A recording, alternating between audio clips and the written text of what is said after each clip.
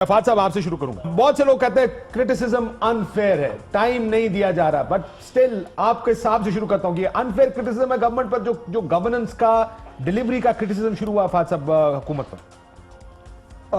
मेरा ख्याल है अनफेयर उस तरीके से नहीं है, क्योंकि देखिए 5-6 महीने हो गए हैं और जो क्रिटिसिज्म हो रहा है वो ये नहीं हो रहा कि 5 महीने में दूध और शहद की नहरें जो हैं वो पाकिस्तान में बहनी शुरू हो जाएं।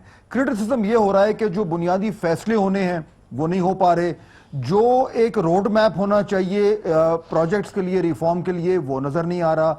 और क्रिटिसिज्म इसलिए भी हो रहा है कि जो एक तब्दीली जो जिसकी जिक्र होता था वो बाकायदा तौर पर नजर क्यों नहीं आ रही। अब ये तब्दीली नजर आना जो है ये बड़ी वेग सी बात है, आई एग्री विथ यू, लेकिन अगर तब्दीली की झलक नजर आनी शुरू हो जाए काशिफ कि जनाब ये रास्ता है, इस रास्ते पे चलना है, वो आगे मोड़ है, उस मोड़ से जब बाएं मुड़ेंगे तो सामने तब्दीली खड़ी होगी, वो भी अगर नजर आ जाए तो ठीक है। तो यहां तक तो क्रिटिसिज्म मेरा ख्याल है वैलिड है और सबसे बड़ा इशू ऑफ कोर्स आईएमएफ का है, उसमें हम बात करेंगे।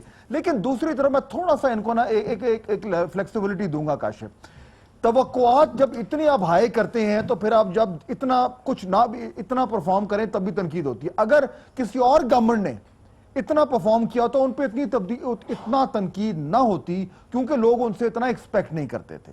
तो थोड़ा सा एक अनफेयर इनके साथ एक ज्यादती भी हो रही है, लेकिन उस ज्यादती का खमियाजा भी इनको इसलिए भुगतना पड़ रहा है क्योंकि वो तवक्कुआत भी इन्होंने खुद ही वहां पे रखी थी, किसी और ने नहीं की थी।